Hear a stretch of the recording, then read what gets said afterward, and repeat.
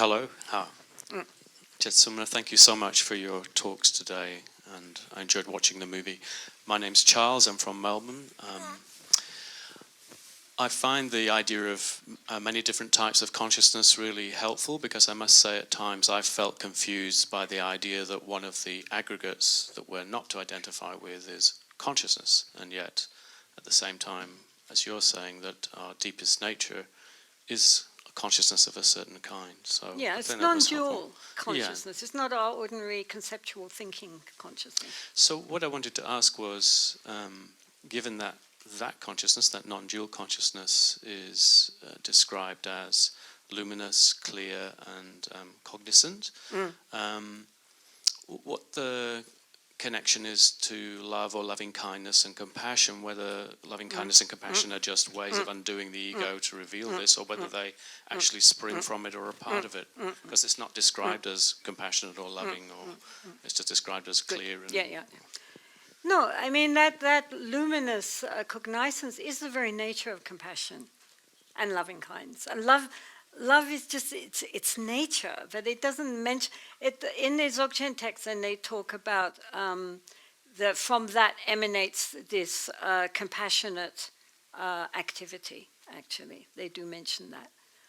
Of course, I mean the thing is that while we are doing practices on loving kindness and compassion, basically, we are trying to bring ourselves back to our true nature. Our true nature is love and light and intelligence and wisdom. I mean, all these qualities are innate within us. When we are practicing compassion and loving kindness, we are not trying to bring into being something which is from outside. We are trying to reconnect with our true nature again. That's why when people are spontaneously, they see some suffering, spontaneously they feel it comes from inside here, not from here. That sense of empathy and love and compassion. It's something very deep inside. People say, I feel it here. And they feel it here, it's not up here. You know, just as, I don't know, I mean, so yes, although they talk about the empty clarity, that clarity itself is the very nature of compassion and love. Thank you. Thanks. Thank you for your courageous example of using this lifetime for the benefit of others. And I really valued what you said this afternoon about our lifestyles, and the prevention of cruelty to animals. In the film, that wonderful film, you said in one part that you don't like giving talks. And I wanted to know if that has changed. No. Because all things change. You said earlier, everything changes, so I was wondering if that has changed. That hasn't. Okay. And I also wanted to know what you're excited about with the conference, the women's conference next year. Well, I think Sakidita, Lynn told you about Sakidita. Sakidita was started in 1986, I think, yes, 1986, by a group of nuns, Kamalekshi Somo from America, she's a professor of Buddhism in America, the Venerable Dhammananda before she got ordained, who is a Thai professor, and others, Tibetan children and so forth, with His Holiness the Dalai Lama was there. And they agreed that, you know, most emphasis in conferences and elsewhere is still very, and it's true today, it's very male-dominated. And the female voice is not being heard. And if there are a lot of males and monks present, the nuns and lay women are very subdued and cannot express their real thoughts. So they felt it was important to have a podium on which women could talk with women about what it is to be a Buddhist woman, and their thoughts, their ideas, their aspirations, and their history, you know. And so I don't know what Lynn told you, but anyway, every 2 years, a conference has been held in a different Buddhist country. We've practically run out of Buddhist countries. Some have done twice. And it's basically bringing in women, both monastics and lay women, to come together to talk about what being a Buddhist woman means for them. And there are academic programs where people give papers on research they've done in that particular country or whatever is the topic. And lots of very fun workshops. And meditations in all the different traditions. The other good thing is not only is it a women's conference, although of course, as I heard her saying, men are very welcome. And I mean, some monks come and they love it. Ajahn Brahm just adores it. He says it's the most fun he's had for years. And he likes fun, you know. So, and also Sujato, they're coming this time too. And women bring husbands. And I mean, it's not anti-male, it's just pro-female. And it allows women to talk about things, but in a totally non-sectarian. This is what I really love. It's not promoted by any organization. It's totally non-sectarian, so we have nuns and lay women from Thailand, Burma, Sri Lanka, Cambodia, Laos, and likewise from Vietnam, China, Korea, Taiwan, and the Tibetan representation, and everybody, both monastics and lay, everybody just comes together and just rejoices in being women together, hearing other women, meeting other women, practicing with other women in all the traditions. And rituals. In the beginning, on the opening day, nuns in the Theravada, for example, nuns in the Theravada chant the Sutra of Loving Kindness, the Metta Sutra, and then all the different Mahayana schools chant the Heart Sutra in their own way. So you get the Chinese chanting, the Vietnamese chanting, Korean chanting, Tibetan chanting. It's very beautiful. Everybody doing it in their own way, in their own robes, but they're all Buddhist women together. Isn't that lovely? So last time we were asked by the Asian groups, could we not do Sakidita in a non-Buddhist country? They were very curious about how Buddhism looks in the West. So it was clear that the obvious place would be Australia, because you're the closest to Asia. And also you have all these groups within, so there's the two sides. First there's the Anglo side, you know, the very FPMT and other groups.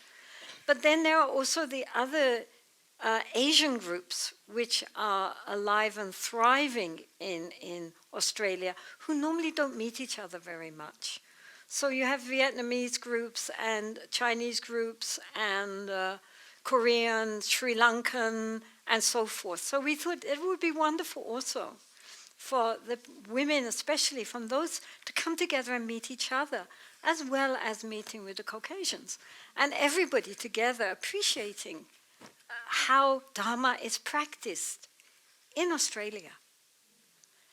And so the Asians will see that, and they also will all come together to see each other. And so we think it's going to be really a very special. The topic is basically the challenges which Buddhism is going to be meeting in the 21st century. Because not just is Buddhism changing as it comes to the West, but it is also very much changing in Asia, as the new generation are highly educated.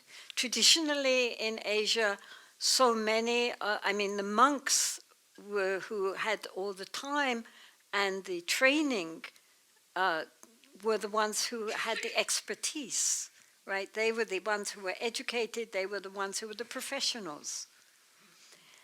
But nowadays, of course, and ordinary people were not so highly educated. Nowadays, everyone is highly educated, and so often they're more educated than the monks, even in Buddhism, because now they can read all the books and discuss it. I mean, I'm thinking like in Singapore, Malaysia, Indonesia, many of the Buddhist groups now are run by lay people. And they might have a monk come, but they are basically themselves studying, discussing, practicing, and giving talks. And so the shift is happening even in Asia, of the lay people now coming into much greater prominence than previously, their role being to support the monastic sangha, especially the monks. Now everybody is joining in the way that the Buddha intended. He always talked about the fourfold sangha. Throughout all the sutras, he again and again emphasized the importance of the fourfold sangha: monks, nuns, laymen, laywomen. And he always said, if the fourfold sangha studies, practices, and propagates the Dharma will flourish. Never did he just say only monks. Never, anywhere. It was always the fourfold sangha. So now we have to make this balance, that the poor old monastic sangha doesn't get swamped by the lay people. But the lay people now are in a position, because they are highly educated, to study and practice and propagate the Dharma. And so this again is a challenge for the lay people to step into their role, and at the same time for the monastics to recognize what their role is in this very different society with all its lot of challenges, especially as far as distraction is concerned. And so we are hoping to have some very interesting and insightful discussions on where Buddhism is heading now, not only in the West but very much also in Asia. From a woman's point of view, you're the mothers out there. You're going to be very much, directing where all of you now, how the Dharma, what is relevant in the Dharma now for you. And so please, all of those of you, as I say, males are also very, very welcome. It's not in any way a heavy feminist, anti-male thing. It's not in the least bit.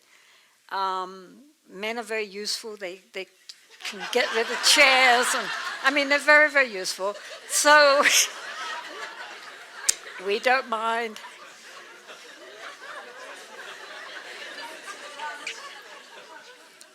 Muscle is also there. So, yes, so please, all of you, it will be held next year in late June.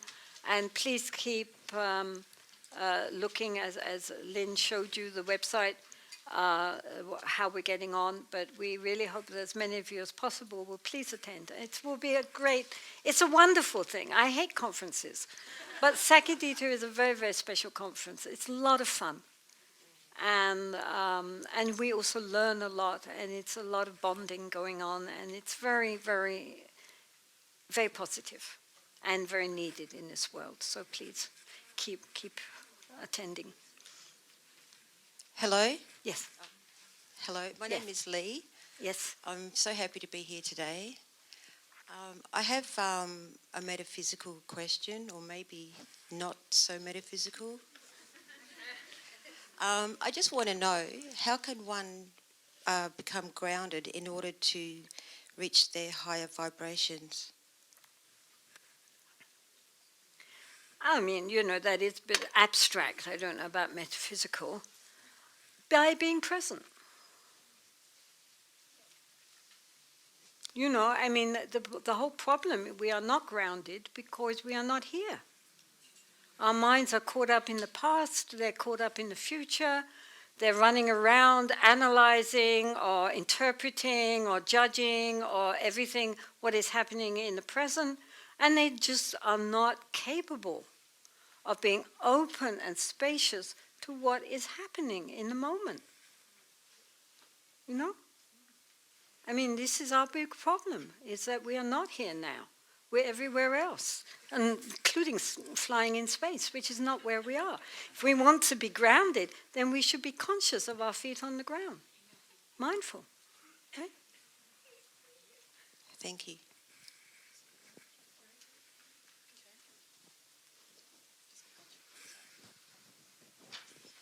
Thank you, Jetsunma. I still remember His Holiness saying you were right and he was wrong, and I was Ooh, very goody. moved. When? It was a while back. Okay. I came back from Dharamsala from teaching nuns and monks and translators to, after a few months' rest, jumping back into high schools in Australia. And I saw the state in quite a lovely North Coast, lot of high schools, where the kids were really out of themselves and their eyes were spinning, particularly around the 13 to 15 age group. And last week I was at the Byron Bay Writers Festival, and Clive Hamilton talked about his book Defiant Earth, about the Anthropocene age, which means the last 4 years have been the highest known temperatures recorded on the planet. And it was quite a startling sort of session with Greenpeace and the Green Movement, because Clive was basically saying that all the scientists are not speaking about the fact that we're moving into this, what they call the Anthropocene age, where we're beyond the tipping point. And when I came back to Sydney and I just saw everybody racing everywhere and these school kids racing all out of themselves, I thought to myself, what can we say to kids that's authentic? Yes, we've got ethics in schools sometimes, and they're trying to reintroduce Christianity back into schools, which is a little bit strange at the moment. But what is it, how can we really, really calm and nurture a country as beautiful as Australia and the children into some sort of hopeful future? If I knew that, I could make $1 billion, right? But you know, a while back we were in Peru, I think it was, and I was giving a talk at this girls' school. And afterwards I said to the principal, you know, really it would be nice if you taught mindfulness and meditation here. And she said, oh, but we do. She said, we all practicing mindfulness and there's meditation every day. She said, you can't imagine how that has changed the whole dynamics of the school. She said, we wouldn't be without it now. And I think that is the point. I mean, because mindfulness is not Buddhist. I mean, it is Buddhist, but it isn't Buddhist. I mean, you don't have to be a Buddhist to be mindful, which is why it's taken off. It brings people back into being conscious of what's going on, which is what these young people don't have, because they're all so distracted in their mind, and what a heaviness that is. So it gives us it's so simple to bring us back just into this open awareness of the present moment. Such a relief. Just here, now, this. Doesn't need any equipment, doesn't need any special techniques. Anyone can do it.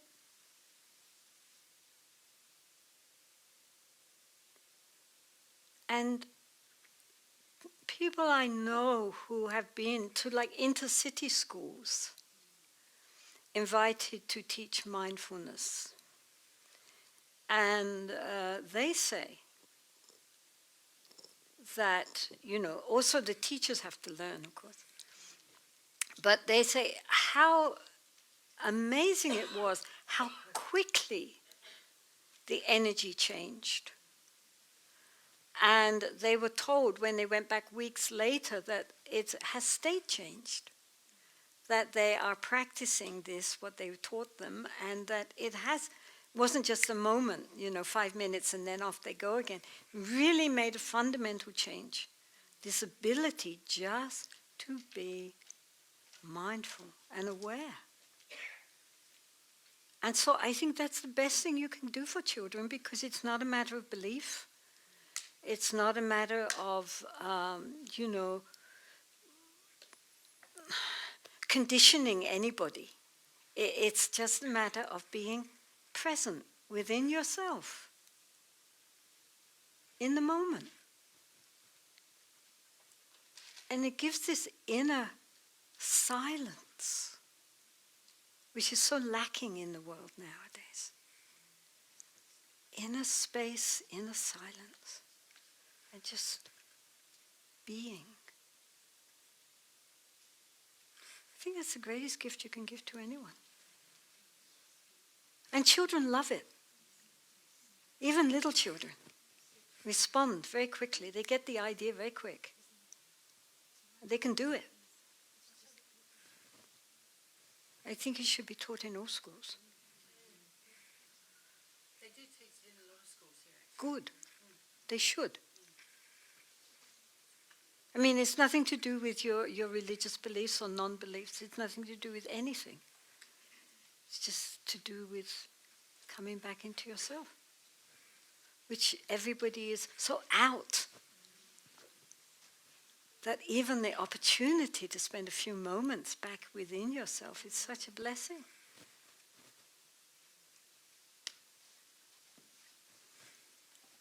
Hello, Jetsunma. Thank you so much for coming. Please return again and again. We were wondering about whether the Togdemna lineage was rekindled, and if not, is there any possibility? We're also wondering about the nunnery and the progress of the nuns, if any of them are teaching. So our nunnery, which is called Donjugetsaling, is affiliated with a monastery called Kampagar, which now is reinstated about 10 minutes from our nunnery. And of course, Kampagar is a monastery like any monastery. But what was very special about Kampagar in Tibet and here in India is that they have this group of monks who are trained as yogis in the Milarepa tradition.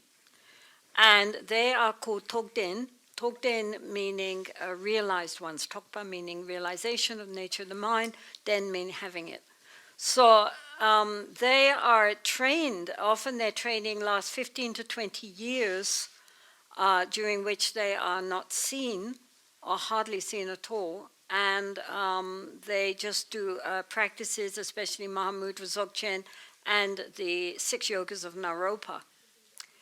And so my Lama, Kamtu Rinpoche, he had asked me many, many years ago, he said that in Tibet, there was also the tradition of Togden Ma, the female Togdens, and other people also told me about those. And he said, but now, of course, that tradition has been broken. So I always pray that you will reinstate this very precious female lineage.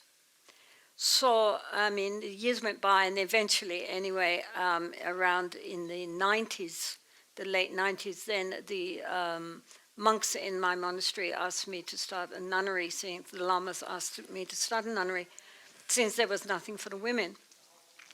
And then I remembered that my Lama Kamtu Rinpoche had said, I want you to start a nunnery. So I thought, okay, now's the time. So anyway, we've got it now.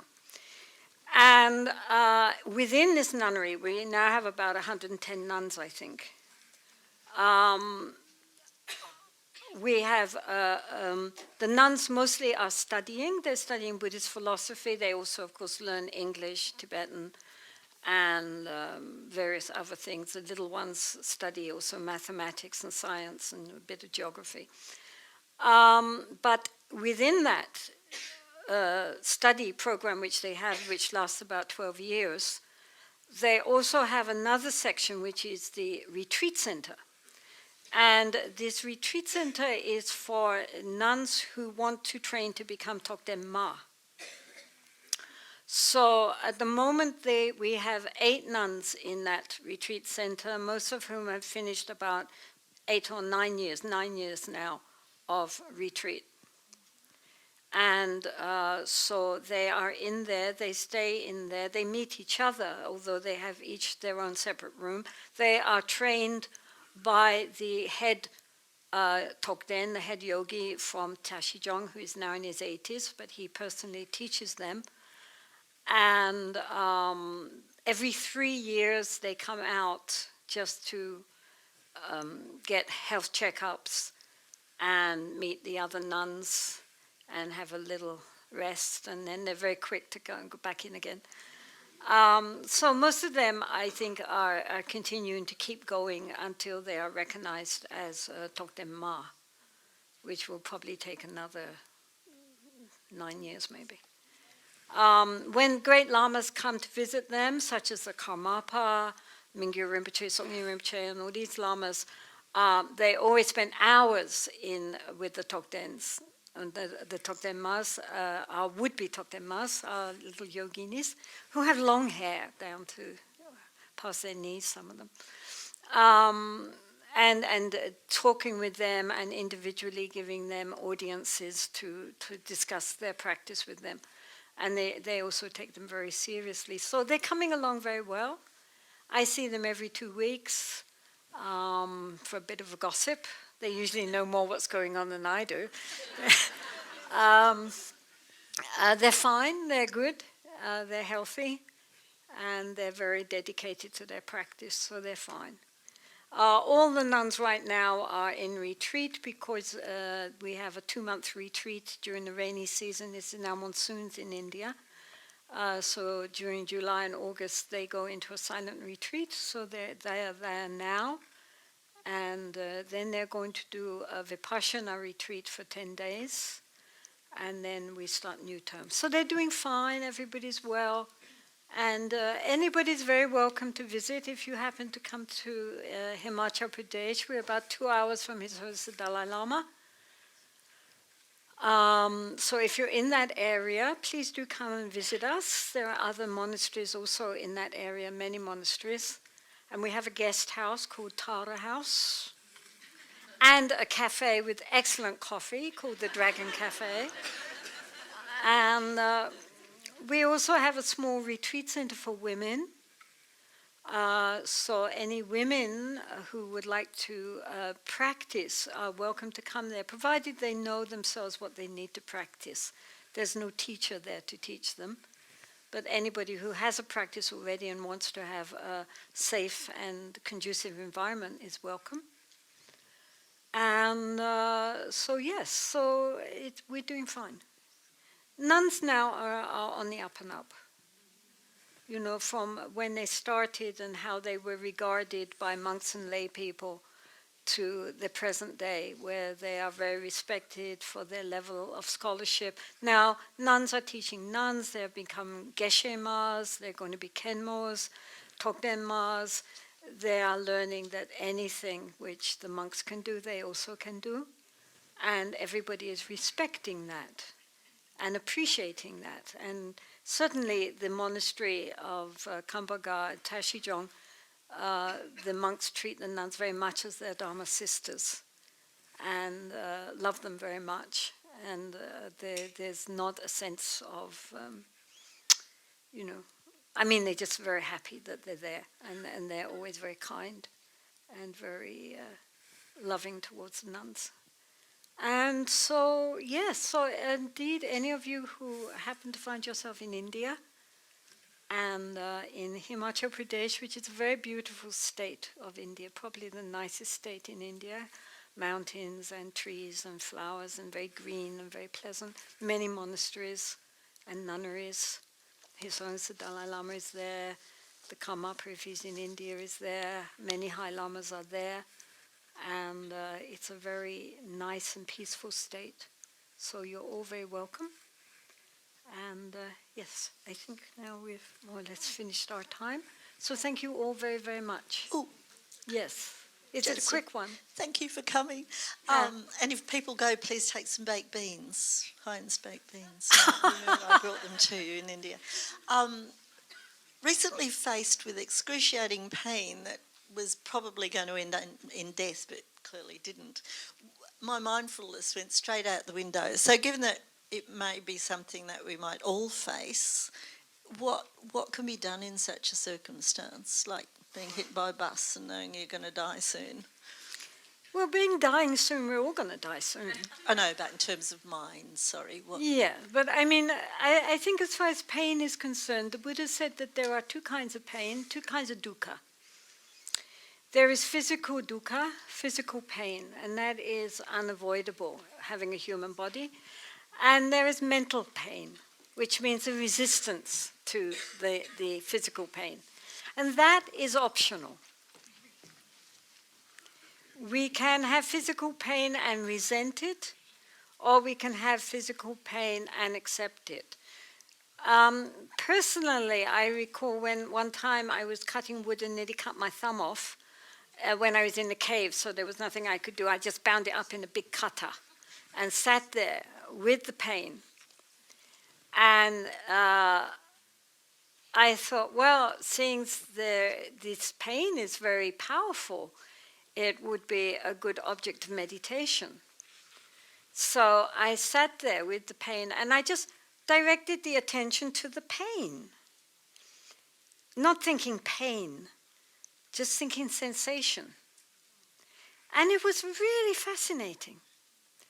I remember it, after a while it was like an orchestra. You know, there was stabbing pains and grinding pains and throbbing pains and all different stratas of pain, and sometimes it would all come together as a big kind of, overture, and then it would be a soft kind of allegro, and, then a little adagio, and then boom, back into the fourth symphony. And it was fascinating. And I sat there until finally it all kind of a little bit more quietened down. And then I recognized it was dark. Hours had passed. I'd never had such a good meditation. I was totally absorbed. And the thing was that the sensations were there, but the mental commentary, this is pain, was not there. And so because it was so powerful, it was a very good focus of attention. Not thinking pain, but how it feels. What kind of pain? Different kinds of pain. The pain isn't just pain. There's many different levels of pain. Fascinating.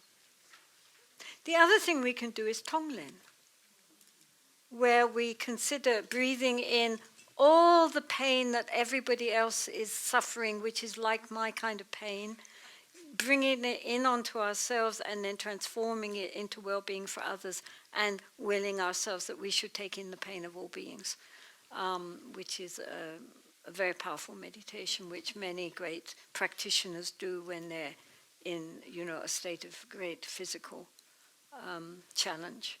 They practice Tonglen. So we can use it, is the question, And as to death, don't worry about it. The one thing, as the Buddha said, the one thing sure about life is death. We're all going to die. We've done it so many times, we should be experts by now. And isn't it fascinating? Now we're finally going to discover what happens.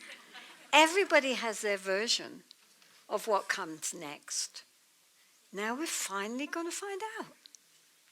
It's exciting. Let's see what happens next. And to die, use our life meantime, that we can die without regret. We've used our life meaningfully to benefit others as well as ourselves as much as possible. Now let go of any resentments, open our heart towards loving all beings and looking towards the light. And just see what happens next. It's exciting. The next great adventure. This is what Professor Dumbledore said to Harry Potter. For those with a well-regulated mind, death is but the next great adventure. So, regulate your mind so it becomes an adventure. Okay? Dumbledore